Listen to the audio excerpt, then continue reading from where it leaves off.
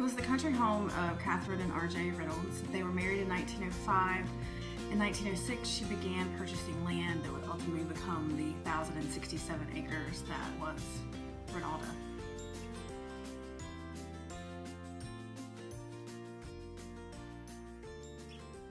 Reynolda Village, Reynolda House, and Wake Forest are all part of the Reynolda Historic District. They're all just three different pieces of this educational and cultural community.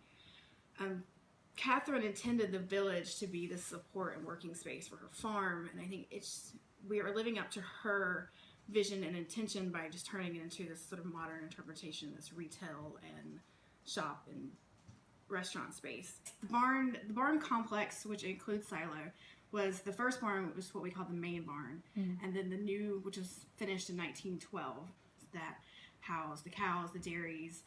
It was the most modern in the country for its time. It had electric milking machines. There was a laundry facility so that the dairymen could wash their uniforms every day, because sanitation was very important for that time. There was a refrigeration complex, which was new when most dairies were relying on ice to store their milk and cheese and butter.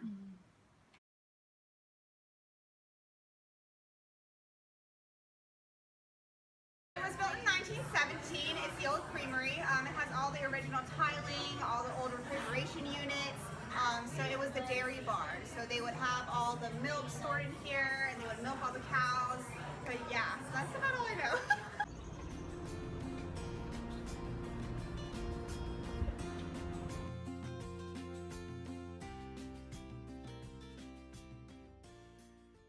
So do you know the history?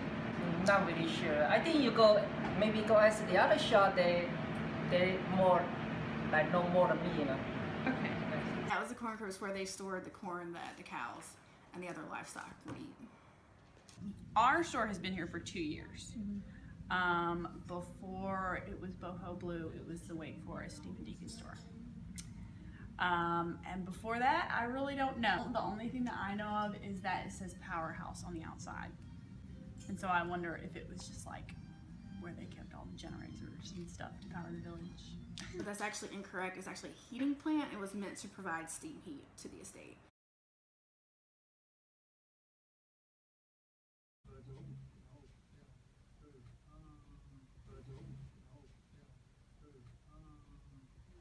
It's called the power plant, which supplied the heat to the village and probably all the way up to the house, because it's got tunnels that connect the different buildings underground. They will go under, like, to the parking lot going up that way. All the wiring was underground. There are tunnels underground still to this day. There are tunnels that have the electricity and the telephone wires for the estate. And when it was a farm and the village kids that grew up there, they would play in the estate, in the tunnels underneath the estate.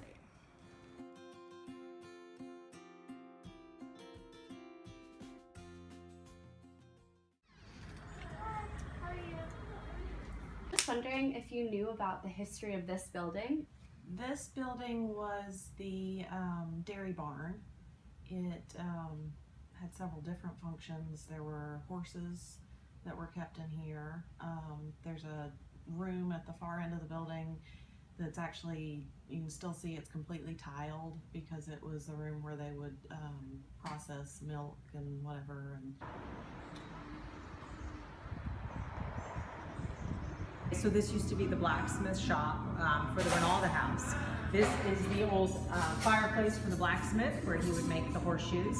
And then over here, as you can see, the windows are all in the shape of horseshoes, and this is where they would bring the carriages through. The first building completed was actually the barn in 1912, and the farm was up and running. And the heating plant was next, followed by houses for the village workers, which is what Reynolda Village, what you know as Reynolda Village, was. The farm buildings and the homes for workers on the estate. It actually was a working village and not just someone decided, let's make this shopping center look like a barn. 2017 is going to mark the centennial of Reynolda as a state. It'll be the 100th anniversary of the estate as a farm and a house, and the 50th anniversary of the estate as a museum. The things that went on at Reynolda Village in kind of the height of its time resembles what we are as a university. Our values, we're always really innovative, trying to kind of be better for the future, and that's how Reynolda Village was.